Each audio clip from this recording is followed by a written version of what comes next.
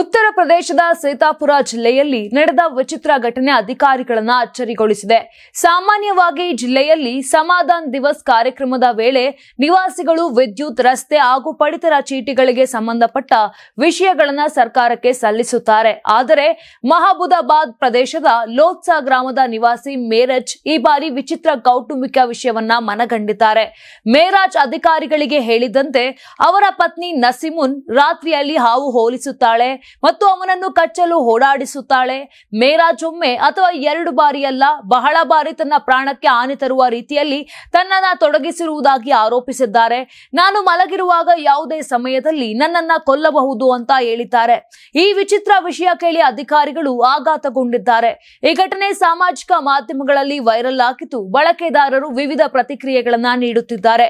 ಕೆಲವರು ಪತ್ನಿ ನಾಗಮಣಿ ಇಟ್ಟಿರಬೇಕು ಅಂತ ಕಮೆಂಟ್ ಮಾಡಿದ್ದು, ಇನ್ನು ಕೆಲವರು ಮೇರಾಜ್ ಕೂಡ ಹಾವು ಆಗಿ ಉತ್ತರ ಕೊಡಿ ಅಂತ ಹೇಳಿದ್ದಾರೆ. ಜಿಲ್ಲಾಧಿಕಾರಿಗಳು ತಕ್ಷಣ ತನಿಖೆಗೆ ಆದೇಶ ನೀಡಿ ಉಪವಿಭಾಗಾಧಿಕಾರಿ ಮತ್ತು ಪೊಲೀಸರಿಗೆ ಪರಿಶೀಲನೆ ನಡೆಸುವಂತೆ ಸೂಚನೆಯನ್ನ ಕೊಟ್ಟಿದ್ದಾರೆ. ಪೊಲೀಸರು ಈ ಪ್ರಕರಣವನ್ನ ಮಾನಸಿಕ ಕಿರುಕುಳದ ಸಂಭವ್ಯ ಪ್ರಕರಣವೆಂದು ಪರಿಗಣಿಸಿ ವಿಚಾರಣೆ ಕೂಡ ಆರಂಭಿಸಿದ್ದಾರೆ. ನೀವು ಸಣ್ಣ ಆಗ್ಬೇಕಲ್ವಾ? ಅದು ಒಂದು ಉತ್ತಮ ಆಹಾರದಿಂದ ಸಣ್ಣ ಆಗ್ಬೇಕಲ್ವಾ? ಪ್ರತಿದಿನ ನಮ್ಮ ಜೀನಿ ಸ್ಲಿಮ್ ನ ಯೂಸ್ ಮಾಡಿ ಯಾವುದೇ ಸೈಡ್ ಎಫೆಕ್ಟ್ ಇಲ್ದಂಗೆ ನೀವು ಸಣ್ಣ ಆಗ್ತೀರಾ.